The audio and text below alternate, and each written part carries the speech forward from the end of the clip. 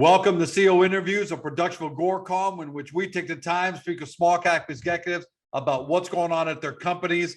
With us today, happy to have him back because we need to have this discussion because the news cycle is moving faster than anything we've ever could have expected. It's David Lukacs. He's the CEO of Liquid Avatar Technologies, trades on the CSE under LQID, and for our friends in the US, LQAVF. Guys, look, 12 months ago, it was hard, and we know it was, for people to see the genius behind Liquid Avatar because they're so ahead of the curve. At the time, we talked about them, and we're still talking about them, but we try to let people know that, okay, what is Liquid Avatar? They're a global blockchain personal identity and fintech company, all right? And the idea was to provide individuals like you and me the ability to manage and control a lot of parts of our online identity. At the time, a lot of it was for commercial reasons, but now as a big part of this initiative, and as we've seen the news lately, ultimately it's the ability that Liquid Avatar provides for business, governments, and individuals like you and I to share and verify credentials. You know, like I said at the beginning, it was more, I think, corporate credentials and business credentials, credit cards, things like that. But verifying health credentials now has become top of mind, and everybody now realizes what Liquid Avatar was talking about 12 months ago. We saw it first at the border, where airlines and countries want us to show that we've been vaccinated or have a COVID-19 test, a negative test. But now almost everywhere we're seeing discussions about vaccine passports. And we're not talking about the politics side of that today. Mm-hmm. We're talking about the practicality of it, that whether you like it or not, politics aside, it's part of our world now and it's happening. Well, Liquid Avatar, all right, is way ahead of this. For example, the Liquid Avatar Verifiable Credentials Ecosystem, LAVC, right, was announced a long time ago, and it's being built. It's been built and being support all the participants in the digital ecosystem, credentials ecosystem, like we just talked about, basically speaking, you, me, the government, business, and other places. And they're doing that using state-of-the-art blockchain technologies, right? More than just lip service, all right, because a lot of companies come out and say things like that. Liquid Avatar is a voting and steering committee member of the Trust Over IP Foundation. They're also a founder and steering committee member of Cardia. That's a Linux Foundation public health project. And they're also a founding member of the Lumetic Exchange, amongst other things. So they're way ahead of the curve, but we still know people have a lot of questions. So here to talk about how Liquid Avatar fits into all this is David. Welcome back. Sorry for the long intro, but I want to make sure people really understood what it is, the basics, before we jump into this. And sadly, George, there's so much more we could talk about in the intro. Yeah. Right? It's this is a fast-paced moving world, and I love the fact that you said, look, we're not here to talk about politics. I think where we sit is we want to talk about social responsibility. That seems to be where we fit.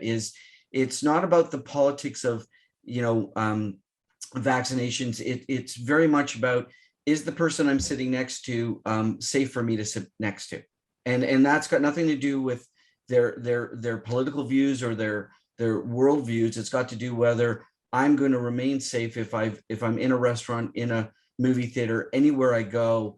What assurance do I have that I'm going to be safe? And who's going to be socially responsible to themselves and to me to ensure that I am?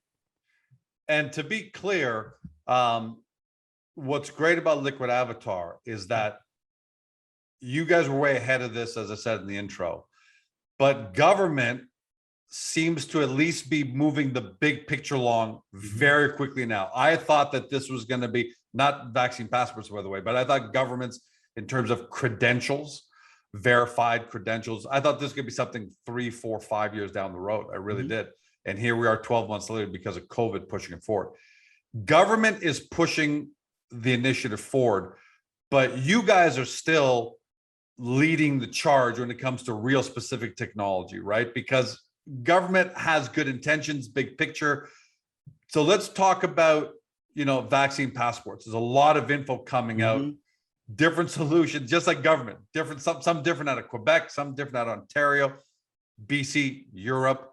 What are your thoughts on what's going on and how Liquid Avatar is going to fit in the overall picture? Well, first of all, I think we said a few months ago, and I'm going to continue along the line that, we're applauding government for making decisions to support, citizens and businesses to get back to work as fast as possible, and be safe, and try and diminish, the issues of Delta and potentially future waves. It's a hard decision for government, we believe. We continue to talk to a number of governments in Canada, as well as governments internationally, and it is a hard situation for them to deal with, because I don't know what the right analogy is, and we've talked about this, but governments are like multi-tandem trailers, a truck, on a highway. It takes a while to change a lane, where someone in a Ferrari can move very quickly to change lanes. So the Ontario government in particular launched their digital strategy earlier this year, and they have this mandate to create digital credentials by the end of the year. Well, along comes COVID and the requirements and pressure about getting something in market for monitoring and mandating and validating COVID credentials.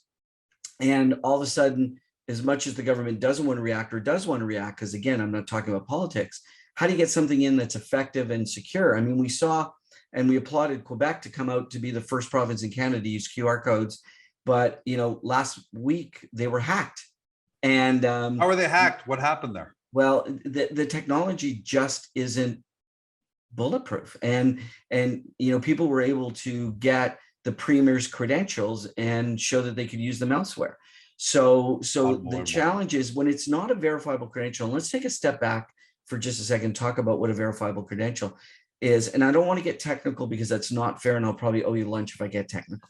That's the standing situation. But at the end of the day, people do got to understand, okay, what is? I know, and it's fairly simple. We use biometrics connected to a digital wallet, which has private and public keys in it, just like a crypto wallet. And only the user of the wallet, by using their biometrics, has control over that. No one else can get into it, because they don't have their private keys.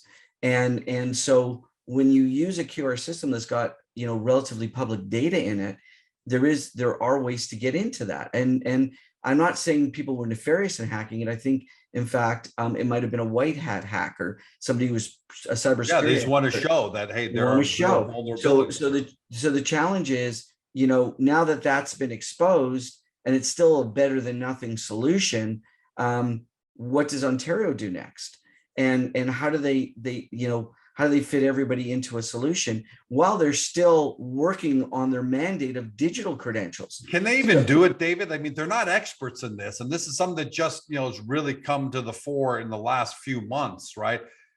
Look, realistically speaking, governments, my opinion has always been, governments are fine, but it's a bunch of people brought together every 4 years, don't know each other.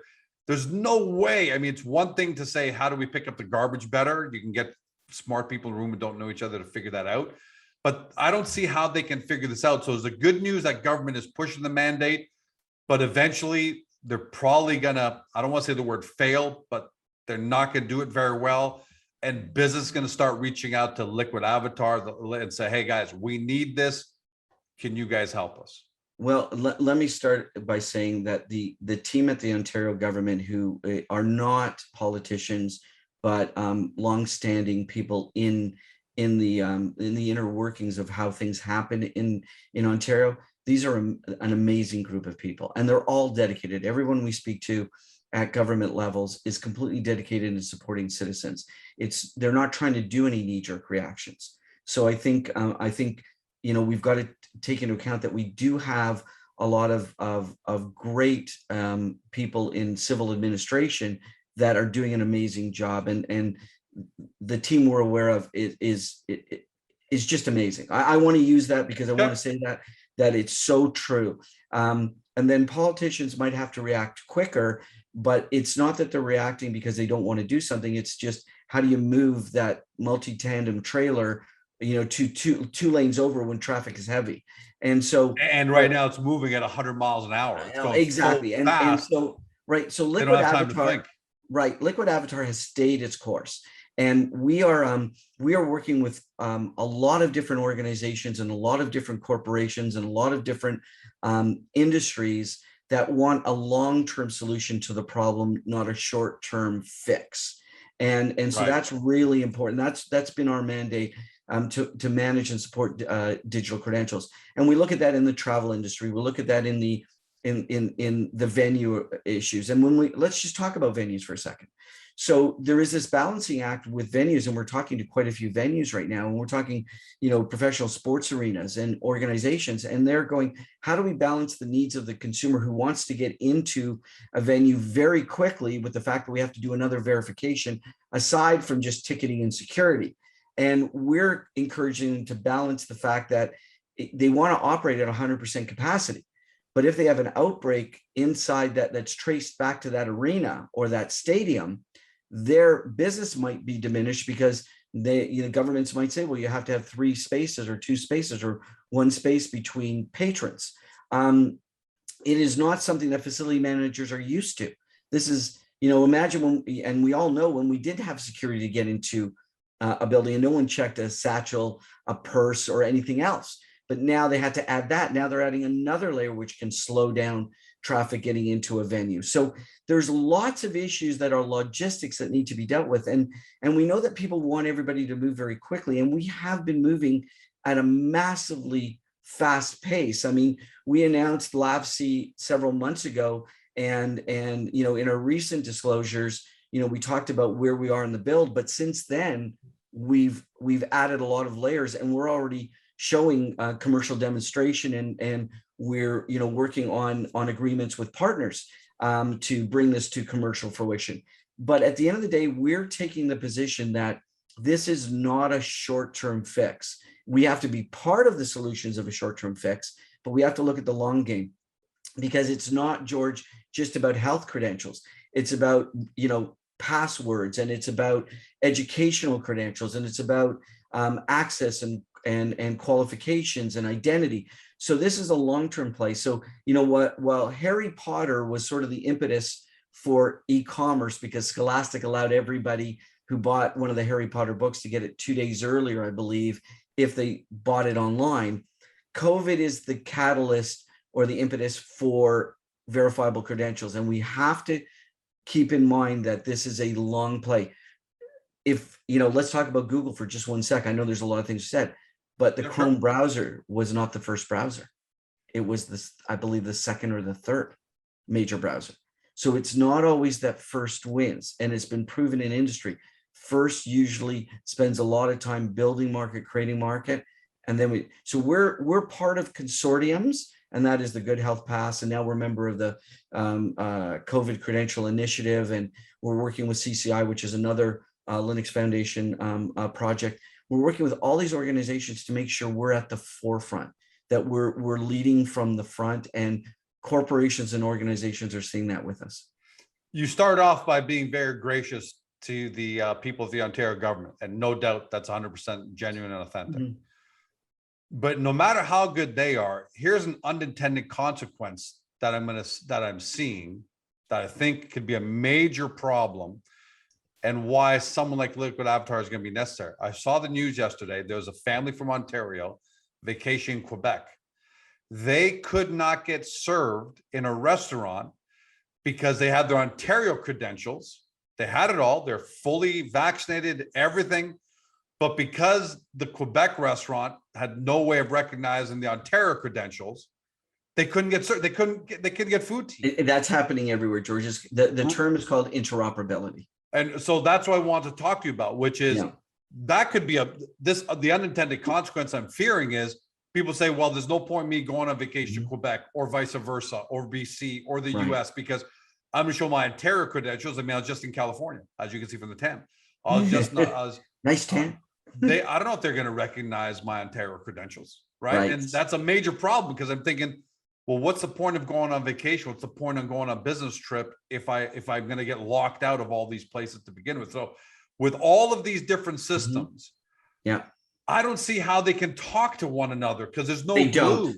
They So don't. is that where Liquid Avatar comes Yeah. in and says, "Hey, we're the glue. We're complete interoperable." The term you used? Interoperability, and Interoperability. that's part of what we're part of our founding membership at Cardio, which is part of Indicio, and people might remember we made an investment into Indicio, and we're actually at what's called an interopathon next week, testing the interoperability. I know it's like a hackathon. It's so geeky. It's so geeky, but it's great. Yeah, I can't say I'm leading it at our end, but it's sort of a geekathon. Yeah. But we're testing interoperability, and that is a big issue, because one system won't talk to another. The Liquid Avatar system is interoperable with a number of different platforms, including because of our relationship with the Good Health Pass, a lot of travel systems around the world, and all our schemas, the way that we manage data, is all built on frameworks that are accepted by hundreds of countries.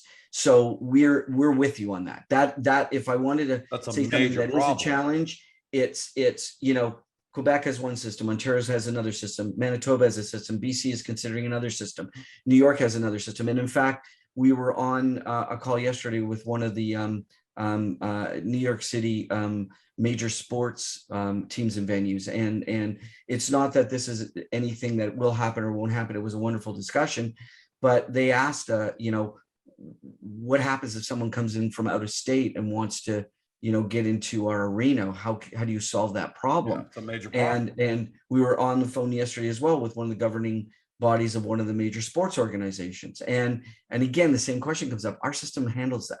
That's why we've got to take this long-term approach, because the short answers, the Ferrari changing lanes, is not going to help us, because we need to transport millions of people and they won't fit in a two-seater. So, we've got to make sure that we're building something that has the right pieces at the table, and is interoperable, not only in Canada across provinces or across the US, but if I want to go to France and I want to get into France, or I want to go to the UK, or I want to go anywhere, how do I get on an airplane, right? And how do I, bypass certain issues? How do we integrate more testing facilities? I mean, these are questions we're dealing with on a daily basis, but the way we've built our system, it's not only interoperable, but George, it is, it doesn't leave data on your phone. That's another big issue. We do what's called custodial work, which means we're not letting things sit on the phone that if your phone is lost, stolen, or compromised, you've got a problem. It's in the cloud. So there's lots of security measures, and we're using the latest in communication technologies that involves decentralized identifiers, or DIDs. I mean, we've really made sure that we're building something that we believe, and everybody, of course, always has to do their own due diligence, that we believe has a long-term future-proof approach. If I hear you right, the great thing about Liquid Avatar is you're not requiring the entire world to become your customer.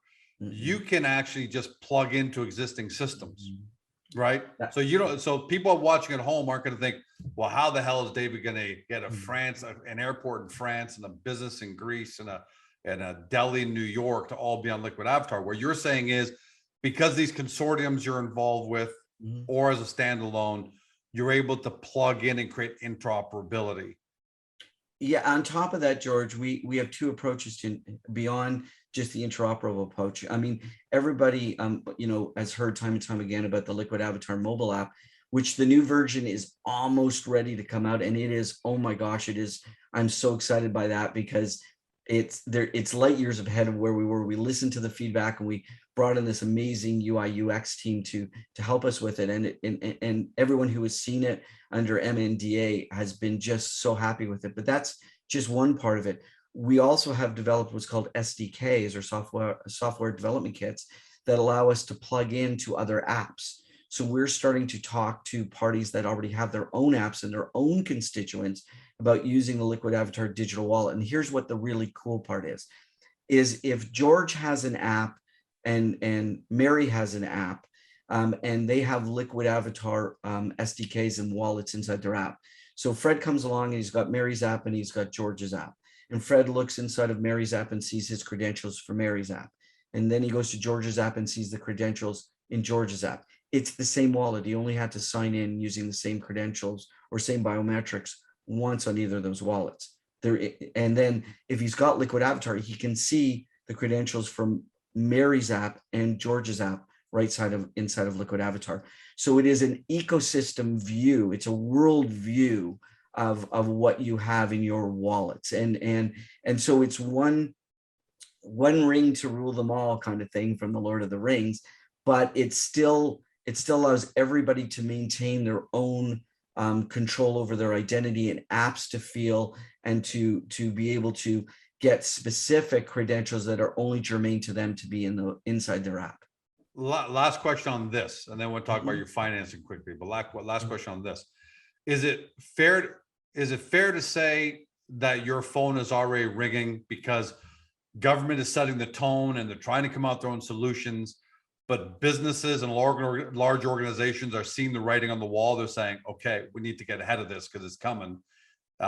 Is it fair to say that it's driving at least business inquiries? I don't want to say business because you'd be reporting it, but yeah, the answer is absolutely true. It's not only business and organizations calling us. I mean, we've had the good fortune to talk to a lot of the major business organizations in Canada in the last couple of weeks, and we're in the process of joining several of them. But we've had some amazing discussions, and they've made introductions, and our associations are making introductions because we're sitting at sort of at the front of the curve. I don't want to say we're alone at the front of the curve, and because of our interoperability, other partners are coming to the table that have other services that are complementary to what we're already producing, and wanting to be part of our ecosystem, and we want to be part of theirs.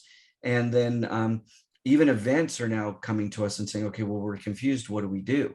And then our advisory committee is bringing us opportunities and leads.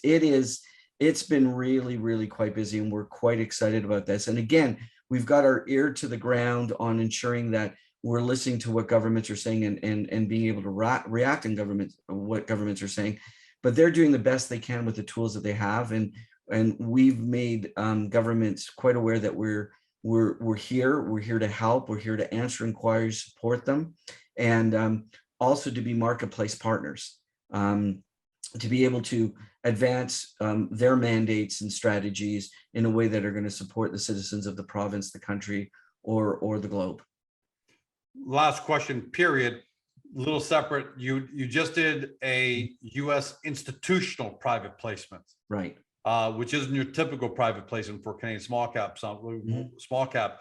Why'd you go that route, and why do you think that's most valuable to your company and the shareholders? Well, I've seen a lot of comments out there, and I've had a lot of inquiries, and it was we were looking at again, what people might remember is we looked at our warrant acceleration program first, because this is a growing company that is building world-class technology. It doesn't happen on paper clips and shoestrings. You need to have the right people and the right teams in place.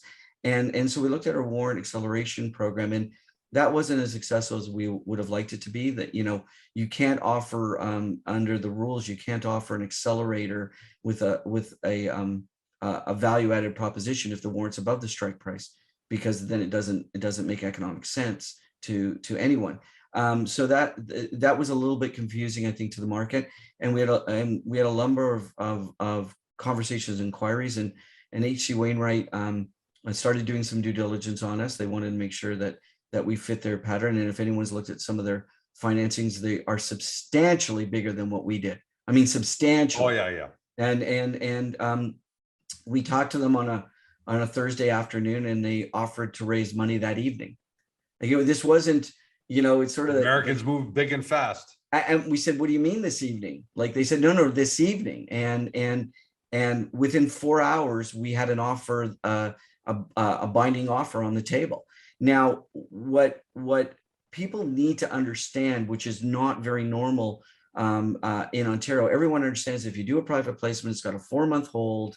And then what we typically see after the 4 months is that a lot of people politely sell their position to keep the warrants and get out of the deal and return their money. That's what happens. So in that 4-month reality. period, right, that's the reality. And in that 4-month period, the company has money, it starts to move its mandate forward. And if it does its job properly, the stock reflects its activities, hopefully, and we see a value lift in the stock. That's traditionally what we see. And then 4 months later, you know, the world changes and it crashes, in some cases crashes back down. And we, given new rules in Ontario that were brought in by the OSC and supported by the exchanges, if there is only a certain investment group that does not include Canadians, that stock does not have a 4-month hold. It is free trading day one. So what is the value proposition of the company? One, they moved like lightning and they were phenomenal to deal with. We're speaking at their conference in a few weeks. You know, we're speaking to people and they've introduced us to a number of parties. So they've been really great in supporting us in our US efforts. But the other value proposition is by giving them free trading shares up front, you know what their position is going to be day one. You don't have to wait for 4 months. So yes, it's been a bit painful initially, but now the company gets to execute on its mandate without that massive overhang sitting, waiting for it in 4 months. So while people may not be thrilled with the execution, it was one born out of the fact that our warrant holders, you know, we're not all participatory in our efforts, and that happens, and everybody has a right to do whatever they want. And secondly, the company is on a very fast execution plan and needs additional capital or needed additional capital to get there. And I got to add, American investors, I think, tend to be, and Canadian investors are great, but American investors tend to be even more bullish about great technologies. And I guess that's why I didn't know that, but you know, they gave you an offer that night. It not only gave us an offer, the money was ready for us that evening. By the time the release went out at almost 11 o'clock at night, and we started this at 5 o'clock, and by 8:30 it was done. Like, I mean, I don't know how you do it better. And yes, it was small by their standards, but you know, candidly, you know, we met every objective that they gave us, and they were happy about it, and we're happy about it. And no, do we like the short-term pain of the situation? Of course not. We're shareholders. We're major shareholders, but we see the long-term opportunity that we now have. US groups are coming to the table, which many of our friends in the small cap market or micro cap market in Canada don't have that same opportunity. We have new sources of capital that we didn't have 4 weeks ago. David, congrats on being such a pioneer and being way ahead of this space. Like I said, 12 months ago, people just didn't see the genius. I saw it, but I thought it was 3, 4, 5 years out, right? And here we are today. And congratulations on the money raise in order to keep that growth going. Given what's happening around the world every day now, I'm assuming we're going to have you back a lot more. So enjoy hopefully you get a breather over Labor Day long weekend, and let's have you back as soon as possible. Well, thank you, George. It's always great to be here. Really appreciate it. For everybody watching at home, or if you've been listening by podcast on Spotify, Google, Apple, or your favorite podcast platform, you've been hearing David Lukacs, the CEO of Liquid Avatar Technologies, trades on the CSE under the stock symbol LQID, and for our friends in the US under LQAVF. You got to do your due diligence, guys. Get to liquidavatar.com right above David. Start your due diligence there. Also get to the profile page on Agoracom, because as David said after my intro, there's so many other things going on in Liquid Avatar, but today specifically, we're talking about the Liquid Avatar verifiable credentials ecosystem and what's going on in the news cycle today. But do your due diligence. Thanks for joining us. Have a great day. See you next time. Hey guys, this video is over, but don't forget to help your company by liking it and then leaving a comment below. And then don't forget to help yourself by subscribing to our channel so you don't ever miss another great Agoracom small cap video.